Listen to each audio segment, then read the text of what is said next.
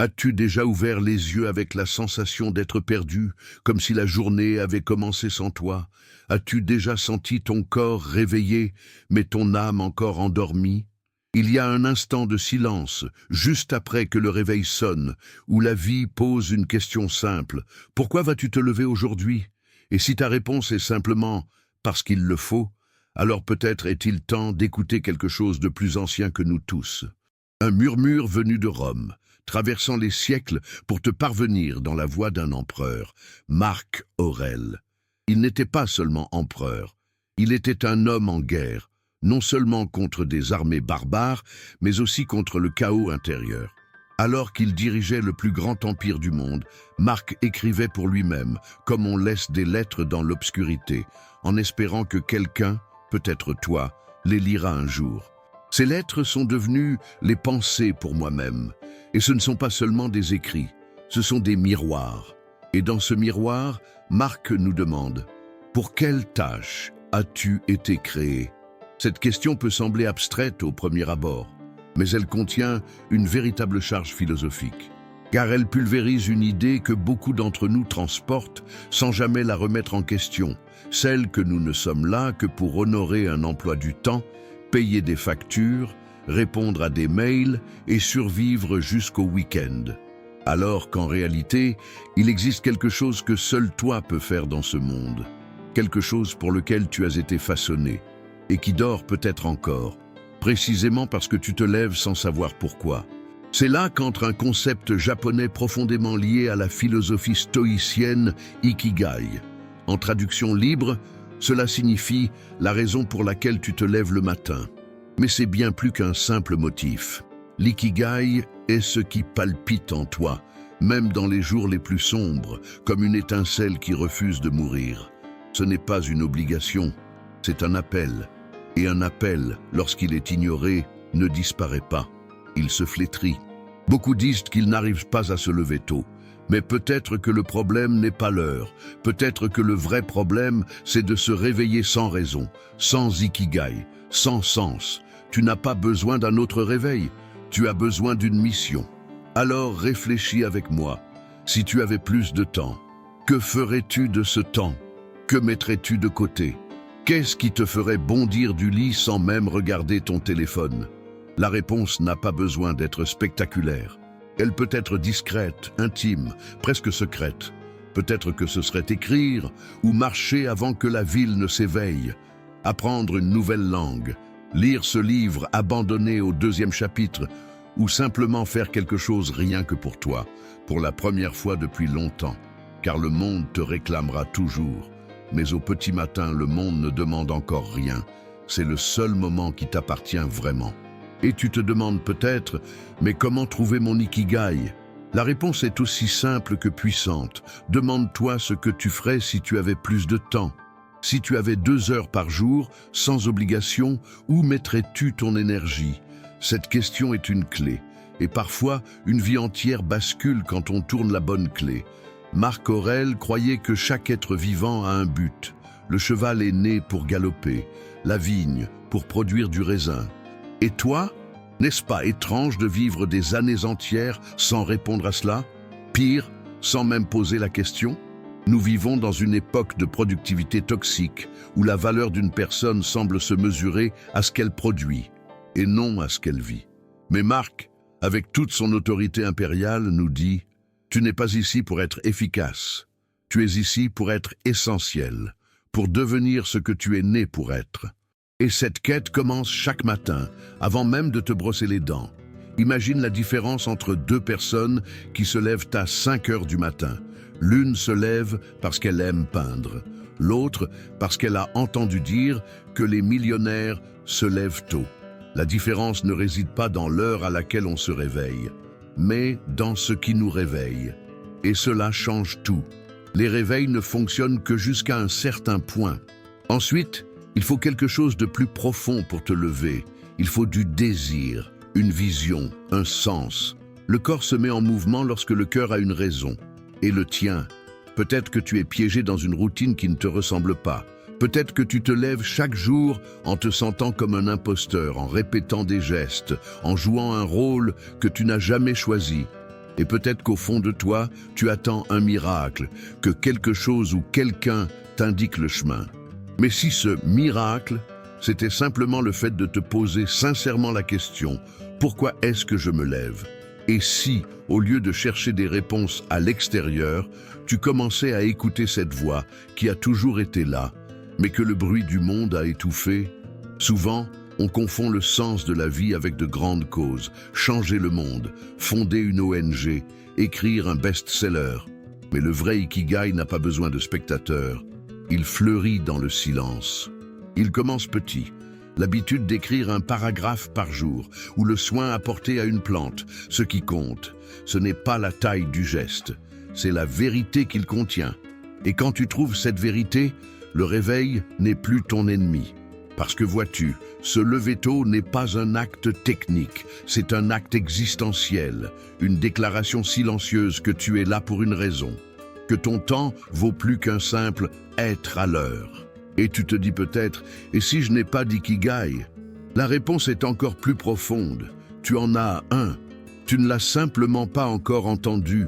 Ou peut-être t'a-t-il parlé lorsque tu étais enfant et tu l'as ignoré. Ou peut-être qu'il se cache derrière la peur, la précipitation, la fatigue. Mais il est là. Il attend le bon moment pour se réveiller avec toi. Tu vois ce vide, là, qui apparaît parfois au réveil, quand tout semble fade. Ce n'est pas une défaillance, c'est un signal. Un murmure qui dit « Tu te lèves pour vivre la vie des autres, mais la tienne, elle est tout. » La vérité, c'est que tu commences à te réveiller vraiment quand tu sais pourquoi tu avances. Et c'est là que la philosophie devient pratique. Car Marc Aurèle n'a pas écrit Pensées pour moi-même, pour faire du développement personnel. Il les a écrites pour survivre. Chaque phrase était un rappel, vivre selon le sens que l'univers lui avait donné. Parce que la vie était courte, la guerre imminente. Et le temps, précieux. Nous aussi, nous sommes en guerre, contre la distraction, contre l'anxiété, contre le vide d'une vie vécue en mode automatique. Et si nous voulons gagner cette guerre, il nous faut nous lever avec un but, avec clarté, avec courage. Se lever tôt, alors, n'est pas seulement une bonne habitude, c'est un acte de révolte contre l'apathie. C'est regarder l'horloge et dire « Avant que le monde ne m'entraîne dans sa hâte et sa confusion, je vais décider qui je suis. Je vais commencer par ce qui m'appartient. Et toi, quelle est ta réponse quand le réveil sonne? Pourquoi te lèves-tu? Pour qui? Pourquoi? Parce que peut-être, juste peut-être, si tu réponds avec sincérité, tu ne te lèveras pas seulement tôt. Tu te lèveras pour la vie que tu es né pour vivre. Tu veux changer ta vie. Commence par la nuit. Oui, par la nuit. Parce que ce qui détermine le succès de ton lendemain, ce n'est pas à quel point tu veux te lever tôt, mais ce que tu as fait la veille au soir pour que cela devienne possible. Beaucoup pensent que la bataille du réveil commence avec le son de l'alarme, mais c'est une illusion. Quand tu ouvres les yeux, tu es déjà sur le champ de bataille. Le vrai combat commence avant, lorsque le monde ralentit et que tu choisis ce que tu vas semer dans l'obscurité pour récolter à l'aube. Marc Aurèle écrivait « Tous nos efforts doivent être dirigés vers un but. Sinon, nous agissons en vain. Et si ce but n'est pas le bon, nous échouons complètement. » Cette phrase devrait être gravée sur chaque écran de téléphone que tu ouvres avant de dormir. Car c'est précisément là, à ce moment où la fatigue t'envahit, où le canapé semble plus doux que n'importe quel idéal, et où les vidéos défilent comme des sédatifs pour ton esprit, que tu décides si le jour suivant sera ton allié ou ton bourreau. Et voici une vérité qu'on ne t'a jamais dite. Tu ne échoues pas le matin, tu échoues la nuit. Tu ne rates pas ton réveil parce que tu es fatigué. Tu le rates parce que tu es allé dormir sans te préparer. Tu ne restes pas au lit parce que c'est confortable. Tu y restes parce que tu as offert ta nuit aux algorithmes, à l'anxiété, à la dispersion. Tu connais cette phrase « Je vais juste regarder un épisode pour me détendre ». Cet épisode devient 2, puis 15 minutes sur Instagram, puis un petit coup d'œil aux infos. Et quand tu réalises, il est 2 heures du matin. Et tu as réglé ton réveil pour 6 heures dans l'illusion que dormir un peu moins ce soir, ce n'est pas si grave. Mais si, ce n'est pas mortel, mais ça tue ta puissance, ta discipline, ton respect pour toi-même. Et quand le réveil sonne, ton corps, épuisé, ne voit plus aucun sens à se lever.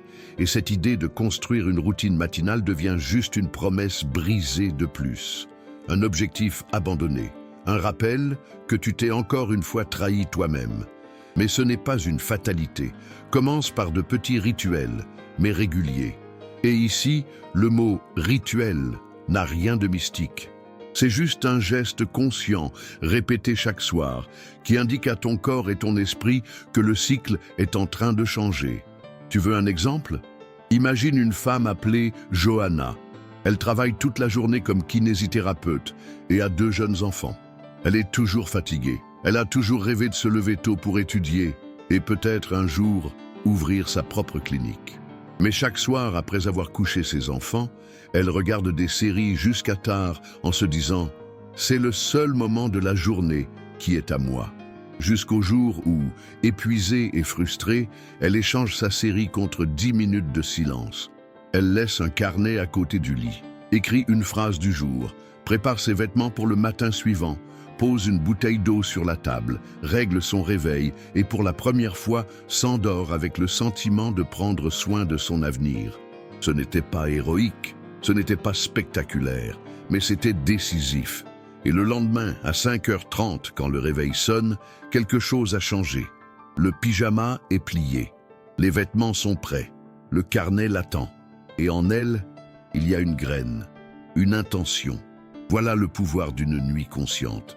Tu n'as pas besoin de devenir moine, pas besoin de faire du yoga pendant 2 heures, ni de méditer sous la lune. Tu as juste besoin de faire les choses simples, mais avec intention. Arrête de laisser tes nuits à l'inertie. Commence à préparer ton matin avant même de fermer les yeux. Prépare tes vêtements, mets l'eau au frais ou prépare ton café. Si tu veux faire du sport, mets tes baskets à la porte. Si tu veux étudier, ouvre le livre à la bonne page. Si tu veux écrire, laisse le stylo sur le carnet. Ces petites actions sont un pacte avec ton toi du futur. Un signe silencieux que cette personne ne sera pas seule. Et plus encore, règle ce qui te dérange. Si tu vas dormir avec l'esprit agité, des problèmes non résolus, des conversations inachevées ou des promesses non tenues, tu ne dors pas. Tu imploses lentement de l'intérieur.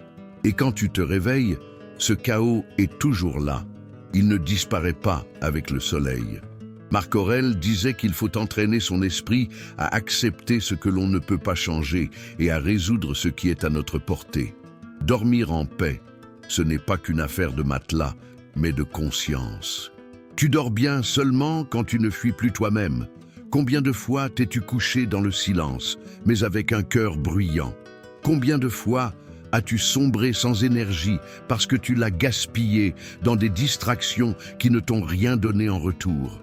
Tu mérites mieux, et tout commence par la décision de traiter ta nuit comme sacrée. Crée un moment de ralentissement, un temps pour t'éloigner des écrans, couper les notifications, revenir à toi.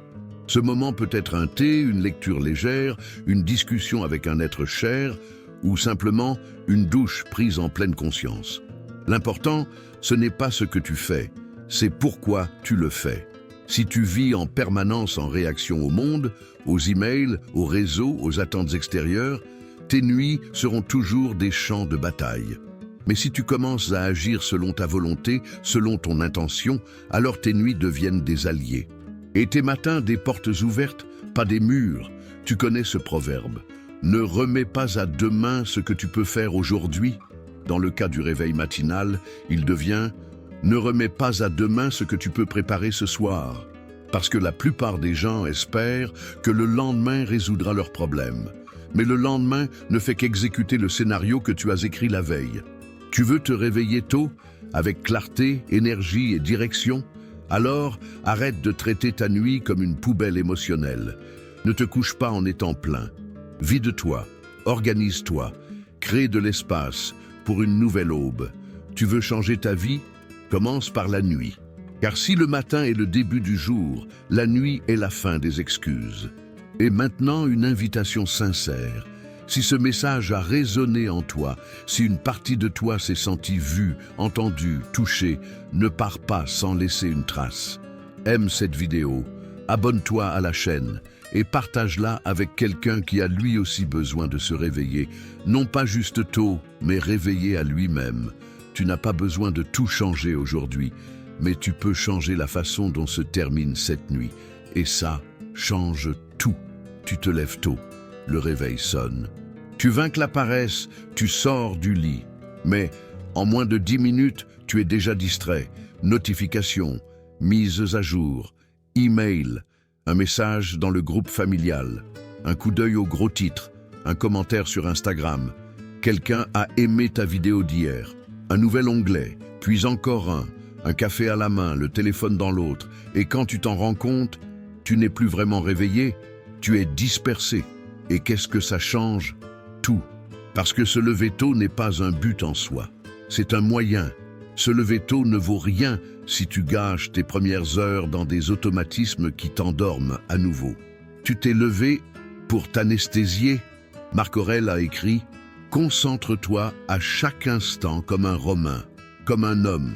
Fais ce qui est devant toi, sans distraction, sans drame, sans détour. » Cette phrase semble simple, mais essaie de l'appliquer à tes matins et tu verras à quel point elle est révolutionnaire. Maintenant, pose-toi cette question. Quelle est la première chose que tu fais au réveil? Sois honnête, pas ce que tu aimerais faire, mais ce que tu fais vraiment. Tu te réveilles et ouvres directement Instagram, tu regardes WhatsApp encore allongé, tu vérifies les emails du travail avant même de te brosser les dents, tu allumes la télé en fond sans écouter quoi que ce soit. Si c'est le cas, ton esprit est encore endormi. Tu as juste troqué l'oreiller contre le fil d'actualité. Et ça, c'est plus dangereux que ça n'en a l'air. Le problème, ce n'est pas de consommer du contenu, c'est de ne pas savoir où va ton attention. Et l'attention, c'est la vie. Là où tu poses ton attention, tu dis « ceci est important pour moi ». Et si chaque matin tu offres ton attention à la dispersion, c'est cela que tu nourris comme priorité.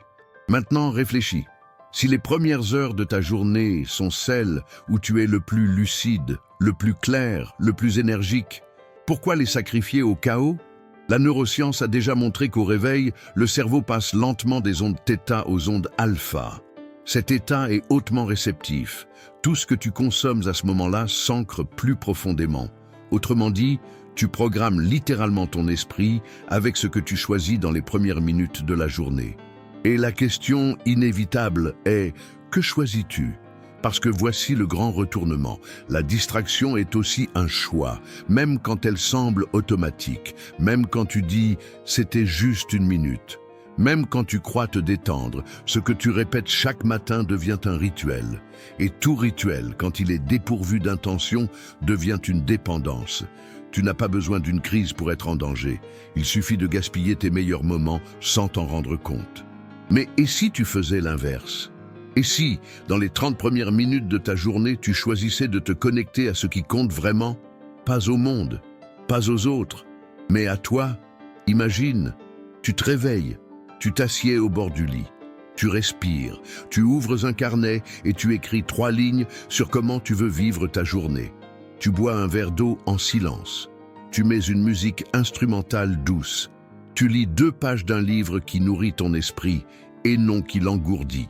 Tu fais 10 minutes d'étirement ou une courte marche, juste pour te rappeler que tu es vivant. Aucune de ces actions ne coûte d'argent. Aucune ne demande des heures. Mais elle demande toute une chose, de l'intention. Et c'est là qu'arrive la question qui sépare ceux qui avancent de ceux qui s'éparpillent. Pourquoi te lèves-tu? Pour réagir ou pour créer? Si la première chose que tu fais le matin, c'est te connecter au monde sans d'abord te reconnecter à toi-même, alors ta vie est façonnée de l'extérieur vers l'intérieur.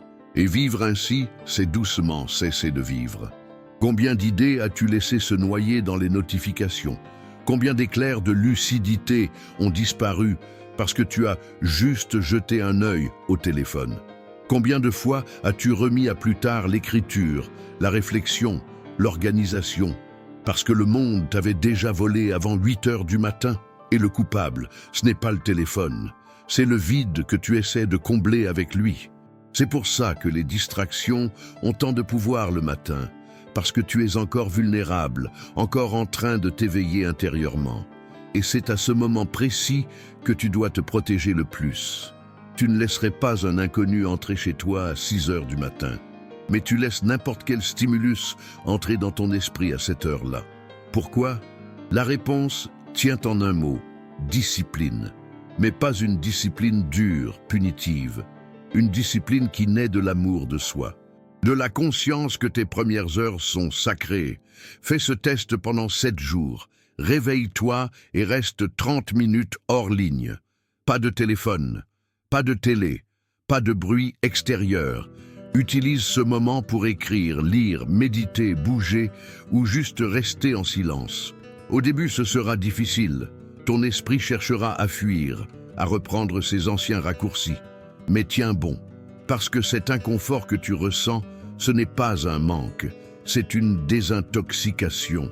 Tu es en train de reprogrammer ton cerveau. Tu es en train de dire « J'existe avant que le monde ne me réclame ». Et ça change tout. Parce que quand tu commences ta journée avec un sens, le reste de la journée s'aligne. Tu cesses de courir après le temps et tu marches avec lui.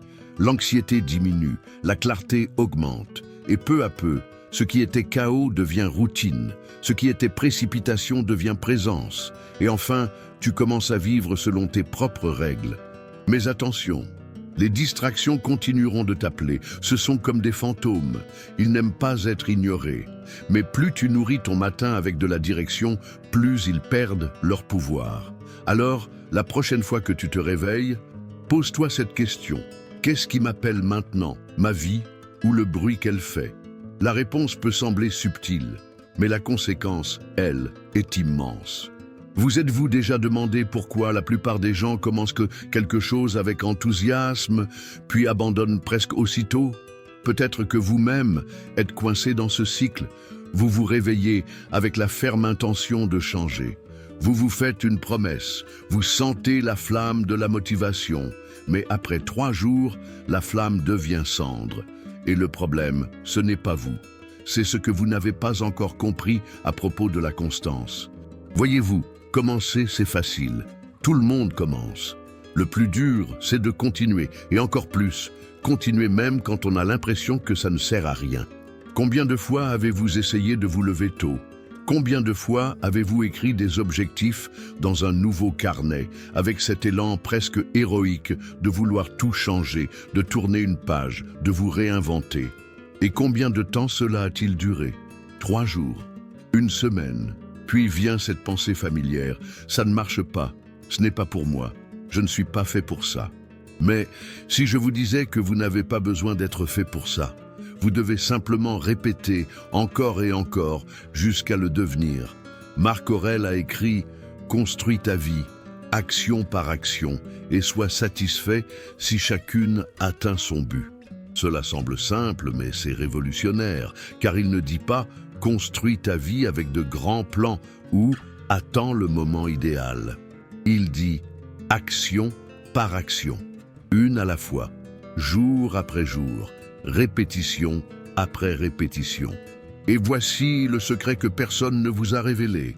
Se lever tôt, ce n'est pas une question d'horaire, c'est une question d'identité. Vous vous levez tôt, non pas juste pour en faire plus, mais pour devenir une personne qui tient ses promesses envers elle-même. C'est ça le vrai gain, car il n'y a rien de plus puissant que de pouvoir se faire confiance à soi-même. Mais cette confiance ne vient pas des mots, elle vient de rituels. Elle vient des jours où vous ne vouliez pas vous lever, mais où vous l'avez fait quand même. Elle vient des matins où vous avez détesté votre réveil. Mais vous vous êtes levé en silence, non pas pour le plaisir, mais pour une raison. Quand avez-vous, pour la dernière fois, tenu bon, même quand personne ne regardait? Quand avez-vous fait ce qui devait être fait, sans en avoir envie?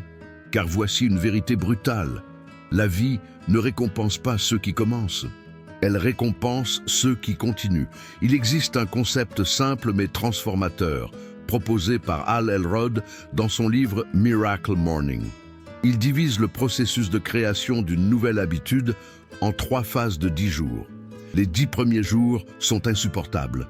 Votre corps résiste, votre esprit proteste, tout en vous crie « Pourquoi je fais ça ?» Vous vous réveillez avec les yeux lourds, de la colère contre votre réveil et une fatigue collée à l'âme. Vous pensez « Je ne suis pas fait pour ça. Mais cette douleur, c'est votre ancien vous qui lutte pour survivre. Les 10 jours suivants sont moins douloureux, mais encore inconfortables. Vous vous levez, toujours fatigué, mais vous voyez des signes. Un peu plus de temps, un peu plus de clarté, une petite fierté de ne pas avoir abandonné. Vous ne détestez plus autant le processus, mais vous ne l'aimez pas encore. Et puis, viennent les 10 derniers jours. Quelque chose change. Vous vous réveillez avant le réveil. Vous commencez à aimer le silence. Vous sentez que vous êtes aux commandes. Et voici le vrai tournant. Vous ne tentez plus de devenir une personne matinale. Vous êtes cette personne. Votre identité a changé. Et quand votre identité change, l'effort devient habitude, le sacrifice devient routine, et la discipline devient une part de votre caractère. Mais, et c'est le point le plus important, cela n'arrive que si vous traversez le pont de l'inconfort. Pouvez-vous le traverser? Pouvez-vous continuer même quand ça semble inutile, même quand personne n'applaudit, même quand les résultats ne sont pas encore visibles?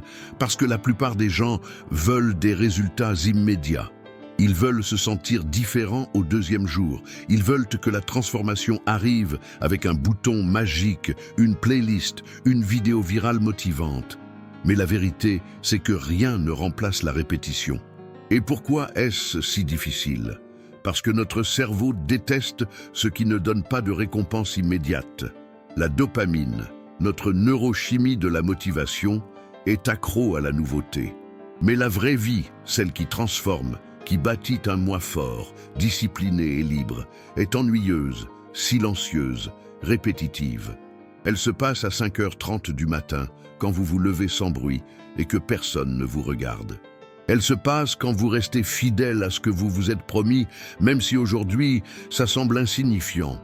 Et si je vous disais que la seule différence entre ceux qui réussissent et ceux qui échouent, c'est une seule habitude, l'habitude de continuer. Pas parfaitement, mais avec persistance. Ceux qui réussissent échouent aussi. Ils sont paresseux parfois. Ils appuient aussi sur snooze, mais ils reviennent. Ils ne s'abandonnent pas. Et c'est là que vient le point le plus profond de tous. Chaque matin est un vote pour la personne que vous êtes en train de devenir. Chaque fois que vous vous levez à l'heure, même avec les yeux fatigués, vous votez pour la version de vous-même que vous voulez construire. Chaque fois que vous abandonnez, que vous appuyez sur snooze, que vous brisez la promesse, vous votez aussi, mais pour une autre version de vous. Alors, pour qui votez-vous ces derniers temps? Se lever tôt, c'est un acte politique contre la procrastination. C'est un manifeste silencieux. C'est une déclaration quotidienne. Je suis aux commandes. Même quand ce n'est pas le cas. Même quand tout en vous veut retourner dormir. Et voici le tournant final. Vous n'avez pas besoin de devenir une machine. Vous avez besoin de devenir quelqu'un qui respecte ses propres pas. Ne cherchez pas la motivation. Cherchez la constance. Car la motivation s'en va, mais la constance vous construit. Et demain, quand le réveil sonnera, ce ne sera pas juste une alarme. Ce sera une invitation, une occasion de prouver que vous êtes quelqu'un qui tient parole. Êtes-vous prêt à accepter cette invitation? Ou allez-vous laisser votre ancien vous convaincre, encore une fois, que mieux vaut attendre lundi? Vous êtes-vous déjà senti complètement abattu avant même que le soleil ne se lève? Vous êtes-vous déjà réveillé, les yeux fixés au plafond en pensant « Aujourd'hui, ça ne va pas le faire, j'ai échoué. Tout ce que je me suis promis hier semble déjà loin. » Ce sentiment est plus courant que vous ne le croyez et bien plus dangereux qu'il n'en a l'air. Car il ne tue pas d'un coup, il tue en silence. D'abord la discipline, puis l'estime de soi et enfin l'espérance. Mais si je vous disais que ce moment, ce mauvais jour, cette erreur de parcours n'est pas la fin, mais une partie du chemin, Marc Aurèle, dans son journal de guerre intérieure, écrivait « Reste avec le moment ». Demande-toi, pourquoi cela me semble-t-il insupportable? Pourquoi ai-je l'impression que je ne peux pas le supporter?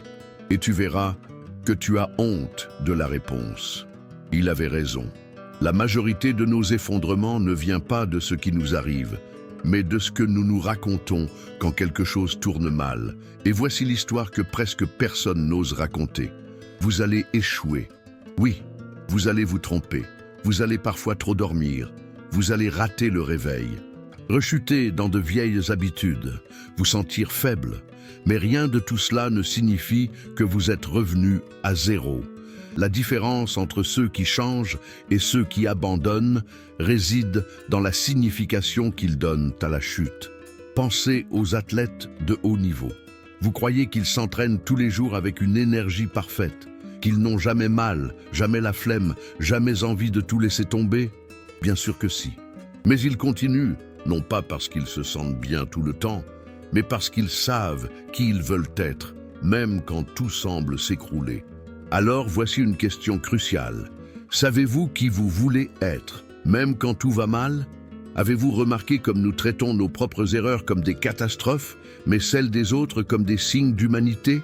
Quand un ami nous dit « Je n'ai pas réussi à me lever tôt ce matin », on lui répond « Ce n'est pas grave, ça arrive ». Mais quand nous échouons, notre discours intérieur ressemble à ça. « T'es paresseux, tu ne changeras jamais. » Et toi, tu vois, tu n'es pas fait pour ça. Et voilà le vrai problème, pas l'erreur, mais l'autopunition mentale qui vient ensuite. Voici une statistique intéressante. Selon une étude du University College de Londres, il faut 66 jours en moyenne pour ancrer une nouvelle habitude. Mais les chercheurs ont observé que les personnes qui échouaient un jour et reprenaient le lendemain avaient les mêmes résultats que celles qui ne rataient aucun jour. Autrement dit, échouer n'arrête pas le progrès. Abandonner, oui, faisons une pause ici. Jusqu'ici, vous avez compris que la constance est plus importante que la motivation. La répétition forge l'identité et que les faux pas font partie intégrante de la construction. Et maintenant, la partie la plus difficile, vous allez devoir vous pardonner chaque jour et continuer chaque jour. Imaginez cette scène, nous sommes lundi, il est 6 heures du matin, il pleut dehors. Vous deviez vous lever à 5h30, mais vous avez appuyé sur snooze 4 fois. Quand vous vous levez enfin, il est déjà 6h45. Vous pensez, journée foutue, tant pis, je recommencerai demain. Mais si vous réécriviez ce scénario, et si vous disiez, d'accord, je ne me suis pas levé à l'heure, mais je peux quand même commencer avec intention maintenant. Je peux lire pendant 10 minutes. Je peux prendre une douche en pleine conscience.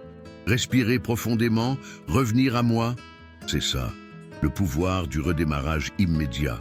Parce que ce qui définit qui nous sommes, ce n'est pas la chute, c'est le retour. Et ce qui est encore plus troublant, c'est que la culture du bon moment pour commencer nous emprisonne. On croit qu'il vaut mieux débuter un lundi, ou le mois prochain, ou le 1er janvier. Mais le corps ne comprend pas les calendriers, il comprend les signaux. Et quand vous lui envoyez le signal que vous continuez même après une erreur, vous vous apprenez à vous faire confiance. Il existe une histoire célèbre sur Thomas Edison, l'inventeur de l'ampoule électrique. Après plus de 1000 tentatives ratées, un journaliste lui a demandé comment il faisait face à tant d'échecs. Edison a répondu « Je n'ai pas échoué 1000 fois. J'ai simplement découvert 1000 façons qui ne fonctionnent pas. » Il ne glorifiait pas l'échec. Mais il refusait aussi d'en être l'esclave. Et vous, que faites-vous de votre erreur? Vous vous traitez comme un moins que rien, ou comme quelqu'un qui est en train d'apprendre. Vous croyez qu'une mauvaise journée annule tout le progrès. Ou vous comprenez qu'un faux pas n'est qu'un faux pas tout le chemin? Encore un chiffre parlant. Selon un rapport de l'American Psychological Association, la majorité des rechutes dans la construction d'habitudes vient du fait que les gens croient qu'une erreur invalide tous leurs efforts. Ce phénomène porte un nom, l'effet tout ou rien. Autrement dit, la personne pense « j'ai échoué une fois, c'est foutu ». Plus la peine de continuer. C'est une forme de sabotage intérieur. Vous n'êtes pas un robot, pas une machine à 0 ou 1. Vous êtes un être vivant, avec des hauts et des bas, des doutes, des émotions et des contradictions. La seule manière d'avancer, c'est de ne pas exiger la perfection de vous-même, mais votre présence. Alors, respirons un instant. Si vous êtes encore là, c'est que vous avez compris que la chute n'est pas la fin, que l'habitude se construit même avec des erreurs, et que la vraie force, c'est de revenir de plus en plus vite après chaque écart. Maintenant, respirez profondément. Fermez les yeux un instant et imaginez, vous, dans 6 mois. Vous vous réveillez avant le réveil, en paix, confiant, avec du temps pour vous, sans stress, sans culpabilité, sans vous cacher. Ça vous semble lointain? Peut-être.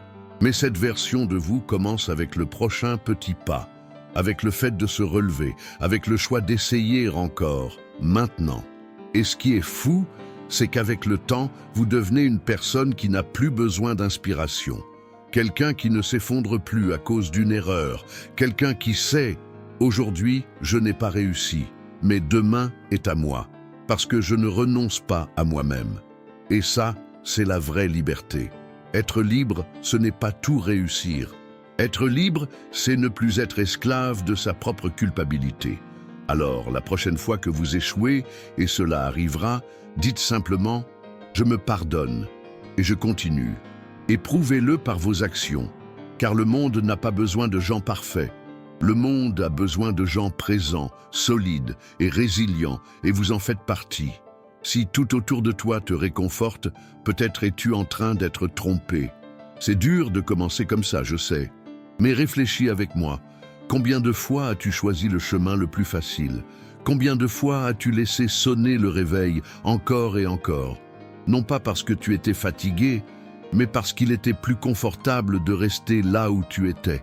Va encore plus loin. Combien de fois ce choix du confort t'a-t-il apporté un soulagement réel? Et combien de fois, après avoir cédé, t'es-tu senti vide, vaincu, honteux face à ton propre reflet?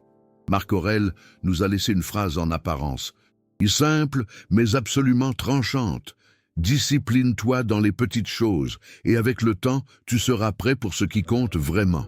Il n'écrivait pas pour motiver des soldats, il écrivait pour lui-même, dans des tentes glacées de campagne militaire, alors que l'Empire romain tremblait à ses frontières et que la seule chose qui le maintenait debout, c'était sa maîtrise de soi. Et la question devient inévitable. Te prépares-tu à la douleur ou te caches-tu d'elle? Nous vivons dans une culture anesthésiée. Tout est conçu pour nous éloigner de l'inconfort. On a de la nourriture à la porte, des distractions dans la paume de la main, le climat contrôlé au simple toucher, des récompenses instantanées et zéro patience pour toute chose qui exige un effort sans plaisir immédiat. Le problème? La vraie vie ne fonctionne pas comme ça. La vie va te tester. Elle va te faire mal, elle va te demander plus. Et si tu ne t'entraînes pas maintenant à supporter l'inconfort, il te détruira plus tard. Voici la beauté brutale de la pratique de l'inconfort volontaire. Se lever tôt quand il fait encore nuit. Prendre une douche froide quand tout ton corps réclame la chaleur de la couverture. Dire non au dessert après le dîner. Éteindre le téléphone avant de dormir. Marcher sans écouteurs. Rester en silence pendant 15 minutes. Terminer une tâche même en étant fatigué. De petites choses, mais accumulées jour après jour, elles construisent une armure mentale que personne ne pourra jamais t'enlever. Tu sais ce que l'armée israélienne enseigne à ses recrues dans les premières semaines? Que le but initial de l'entraînement physique, ce n'est pas le corps, c'est l'esprit. Ils exposent les soldats au froid, à la fatigue, à la privation de stimuli, pas pour les briser, mais pour leur apprendre que l'inconfort n'est pas un ennemi, c'est un territoire. Un territoire que tu peux apprendre à habiter, un espace où les faibles perdent la tête et où les résilients grandissent. La vraie liberté n'est pas l'absence de douleur, c'est de ne pas être contrôlé par elle. Et voici une provocation. Quelle est la dernière chose inconfortable que tu as choisi de faire, alors que tu aurais pu l'éviter? Pas parce qu'on te l'a ordonné, mais parce que tu as décidé, parce que tu as compris que sans cet entraînement, ton esprit serait trop facilement kidnappé par la commodité. Tu veux être fort, alors apprends à vivre dans le froid avant que l'hiver n'arrive. Prépare-toi à la rareté avant que la vie ne te prive. Apprends à te lever avant que le monde ne t'y force. Il existe une vieille légende des samouraïs. En temps de paix, les guerriers dormaient à même le sol, mangeaient peu, se levaient avant l'aube. Pourquoi? Parce qu'ils savaient que le confort prolongé affaiblit l'esprit. Tu n'as pas besoin de devenir moine, ascète ou soldat, mais tu dois arrêter de fuir les petites frictions du quotidien comme si c'était des menaces. Et voici le micro-conflit essentiel. Ton cerveau, veut te protéger de la douleur, mais ton âme veut grandir à travers elle. Qui vas-tu écouter? Quand tu mets le réveil loin du lit, tu apprends à ton corps qu'il peut bouger malgré la résistance. Quand tu entres dans une douche froide, tu dis à ton esprit « c'est moi qui décide, pas toi ». Quand tu tiens un engagement, même fatigué, tu développes un muscle invisible appelé intégrité. Et ce muscle ne se voit pas sur les photos, mais il transforme ta vie. Combien de décisions importantes as-tu repoussées par peur de l'inconfort? Combien de conversations as-tu évitées? Combien d'opportunités as-tu ignorées? Combien de meilleures versions de toi sont restées enfermées? Parce que celles d'aujourd'hui refusaient d'être mal à l'aise pendant 15 minutes. Et le plus cruel, c'est que, au fond, tu le sais. Tu sais que ta meilleure version ne vit pas sur le canapé, ni dans le lit, ni à côté du bouton snooze. Elle vit là-bas, à la frontière, dans le froid, dans l'effort. Elle t'attend chaque jour à 5h30 et elle te dit « Viens, je sais que c'est dur, mais c'est ici que nous nous rencontrons. Respire, ressens ça. Tu n'as pas besoin de te punir pour évoluer. Mais tu dois te défier. Tu dois sortir du circuit automatique de l'autoprotection où tout doit être confortable, validé, applaudi et facile.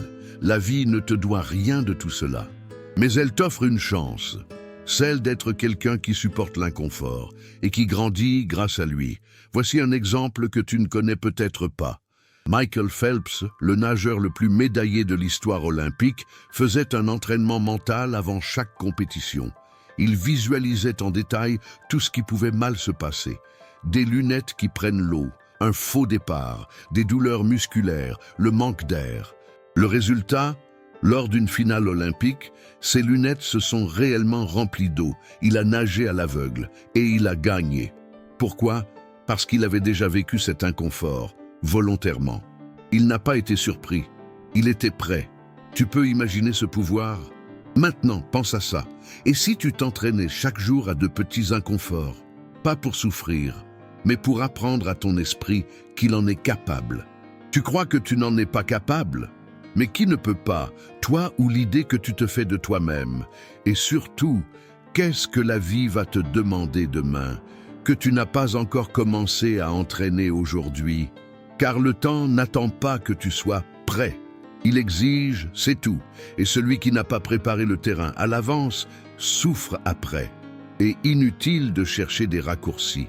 Aucun raccourci ne forge le courage.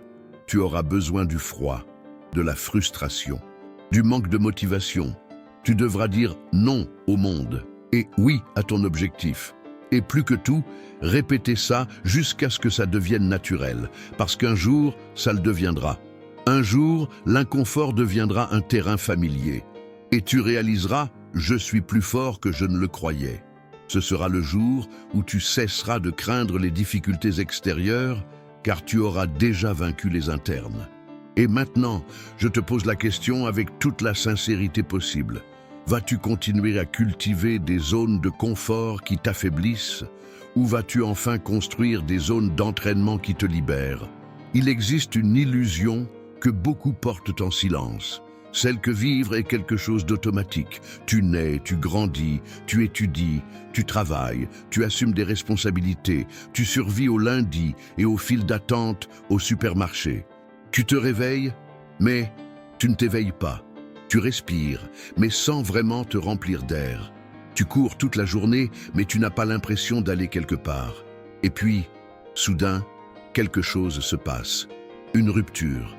Un vide inattendu, une sensation troublante que tout cela, vraiment tout cela, ne suffit pas. Si tu es arrivé jusqu'ici, c'est que tu as déjà commencé à ressentir cet inconfort. Tu as déjà compris que se lever tôt ne concerne pas l'horaire, mais l'identité. Que vivre avec un but n'est pas un luxe philosophique, mais une nécessité vitale. Que vaincre le bouton snooze est plus que vaincre le sommeil, c'est se vaincre soi-même. Mais il manque encore une chose, la révolution silencieuse de vivre à la marge de la foule. Parce que oui, tu vas devoir apprendre à être une exception, à te lever quand tous ceux qui t'entourent restent couchés, à construire de la discipline pendant que les autres attendent la motivation. à accepter l'inconfort volontaire pendant que le monde cherche davantage d'anesthésie.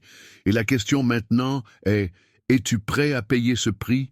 Parce que vivre éveillé, vraiment, demande du courage. Le courage de renoncer à l'applaudissement facile, de ne pas suivre le courant simplement parce qu'il est plein, de dire non au plaisir immédiat au nom de quelque chose de plus profond, de plus lent, de plus réel. Ce n'est pas un choix confortable, mais c'est le seul qui en vaut la peine. Tu te souviens quand on a parlé de Constance, de la manière dont elle façonne ton identité, action après action? Maintenant, il est temps d'aller plus loin. Utiliser cette nouvelle identité comme un bouclier contre la précipitation, contre la culpabilité, contre la distraction, contre l'ancien toi qui essaie sans cesse de revenir. Et pour cela, tu vas avoir besoin de 2 éléments finaux. Le premier, l'appartenance. Tu n'as pas besoin, et tu ne devrais pas, vivre ce chemin seul. Ce n'est pas une faiblesse de demander du soutien, c'est de l'intelligence. Les stoïciens le savaient bien. Marc Aurèle disait « Il est utile de se réunir avec des hommes de caractère, vivants ou morts. » Choisis tes compagnons avec soin, entoure-toi de personnes qui veulent grandir, cherche des voix qui t'élèvent, pas celles qui t'endorment.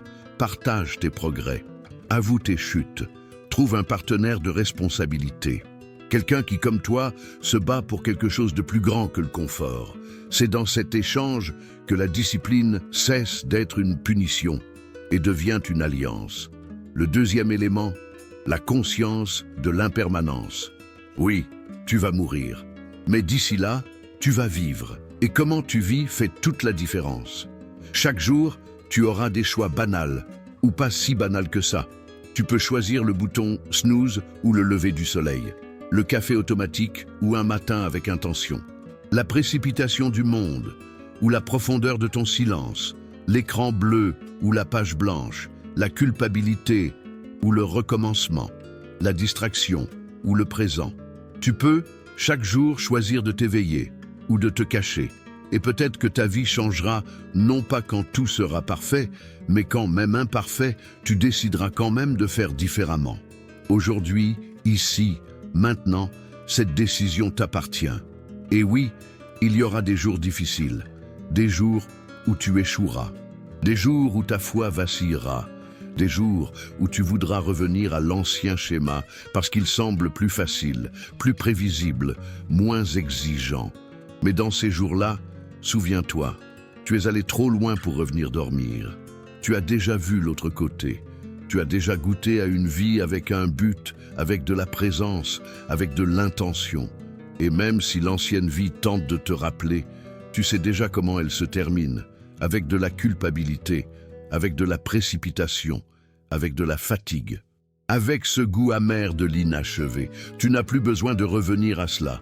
Plus jamais. Tu peux, au contraire, continuer, même avec la peur, même avec le doute, même en tombant de temps en temps. Mais continuer, parce que la véritable liberté ne se trouve pas dans une vie sans faute. Elle se trouve dans une vie avec de la clarté. Clarté sur qui tu es, clarté sur ce qui compte, clarté sur la vie que tu construis, un matin à la fois. Maintenant, inspire profondément, ferme les yeux. Et pose-toi cette question. Si aujourd'hui était le dernier jour de ma vie, est-ce que je me lèverais comme je me suis levé ce matin? Si la réponse est non, alors tu sais déjà ce que tu dois faire. À partir de demain, tu ne vis plus par habitude. Tu vis par décision. Et la première de ces décisions est simple, mais puissante. Lève-toi, pas parce que c'est facile, mais parce que tu es engagé. Et maintenant, avant de partir, je veux te faire une invitation sincère. Si cette série t'a touché, t'a fait réfléchir, a remué quelque chose en toi, like cette vidéo. Pas pour l'algorithme, mais pour toi. Pour ancrer ce contenu dans ton histoire. Pour envoyer à ton cerveau le message que ça compte. Abonne-toi à cette chaîne. Ce n'est que le début. Nous avons encore tellement à explorer ensemble. Routine de constance émotionnelle, stratégie mentale de redémarrage, réflexion philosophique profonde sur l'identité, la valeur, le temps, et des outils pratiques pour rendre ta vie plus simple et plus signifiante. Et commente ici en bas, Quel a été le plus grand changement que ce parcours a provoqué en toi? Sois sincère, mets-le en mots, parce que nommer, c'est transformer. Cet espace existe pour que tu trouves de la clarté, de la force et surtout de la compagnie. Oui, cette révolution intérieure est la tienne, mais tu n'es pas seul. Je te remercie profondément pour ta présence jusqu'ici, pour avoir marché pas à pas avec moi, pour avoir résisté là où tu aurais pu abandonner, pour avoir ressenti, réfléchi, choisi. Et souviens-toi, la fin n'est que le bord d'un nouveau commencement.